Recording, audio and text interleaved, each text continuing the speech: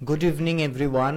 আর আজকে আমাদের সাথে আছে হিরো এক্সপালস 200 ওনার। তো আসুন জেনে নিই এই বাইকটা নিয়ে ওনার কি এক্সপিরিয়েন্স। তুমিও পার্সোনালি এই বাইকটা ওন করো যতটা জানলাম। হ্যাঁ হ্যাঁ হ্যাঁ। তো তোমার এই নতুন মডেলটা নিয়ে তোমার অভিজ্ঞতা একটু শেয়ার করো। তো তোমার কেমন লাগলো নতুন চেঞ্জেস মডেলে অনেক কিছু দেওয়া রয়েছে, যেমন এখানে ইগনিশনটা বাদ দিয়ে একবারে করে দেওয়া হয়েছে, মিটারটা এগুলো সব আগের মতো রয়েছে।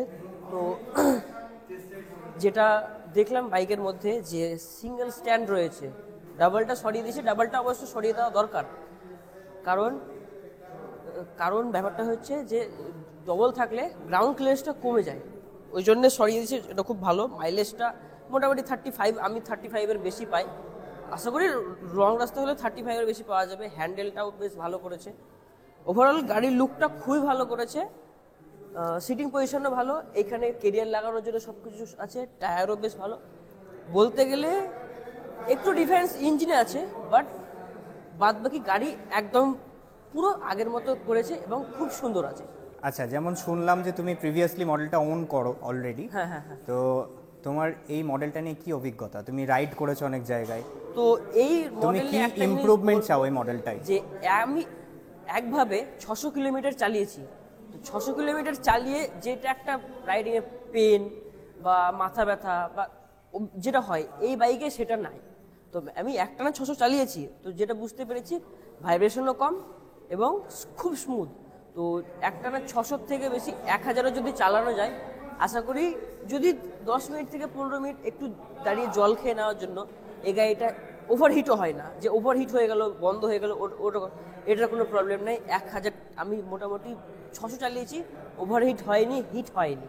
তো আমি মোবিলটা যেহেতু ভুল ভরেছিলাম, সেহেতু ঠিক ওই জন্য একটু হিট হয়েছিল। বাট কোম্পানি যেটা দিচ্ছে সেই সূত্রে কোম্পানির মোবিল ভরা উচিত। তো সেই জন্যে গাড়িটা একদম কুল থাকে এবং আরামসে চলে।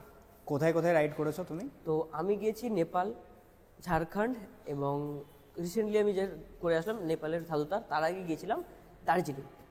ওকে, থ্যাংক ইউ সো মাচ। তো বহরমপুর রাইডার্স গ্রুপের দাদা বাইকটা চালিয়ে এলো, XMR 210। আর এই বাইকটা চালানোর পরে অভিজ্ঞতা কেমন সেটা আমি একটু জানতে চাই দাদার কাছে। ফাটাফাটি, আর কিছু বলবো না। জাস্ট এই কনসার্টের জায়গার মধ্যে দিয়ে চালালাম, মানে খুব বেশি জোরে চালাতে পারলাম না, কিন্তু গাড়িটার দারুণ আরাম। মানে রাইডিং পশ্চার খুবই ভালো, মানে অতটা বেশি ঝুঁকতেও হচ্ছে না, খুবই ভালো আমার কাছে, মানে ভ্যালু ফর মানি, দারুণ। লং রাইড না করলে বলতে পারবো না, মানে এটা একটু, আমরা যেহেতু একটু বেশি পাহাড়ের দিকে যাই, তো একটু উপরের দিকে না গেলে, একটু বেশি না চালালে বোঝাটা খুব মুশকিল। সিটিং পোস্টার দুর্দান্ত, তুমি একবার চালাও, সিটিং পোস্টার নিয়ে কোনো কথা হবে না, এতটুকু পাবে না কিছু। একবার টেস্ট ড্রাইভ নিয়ে এসো, এভরিথিং এভরিথিং। আমি খুব অল্প সময়ের জন্য চালালাম, কিন্তু যেটুকু চালালাম স্যাটিসফাই 100%। Thank you.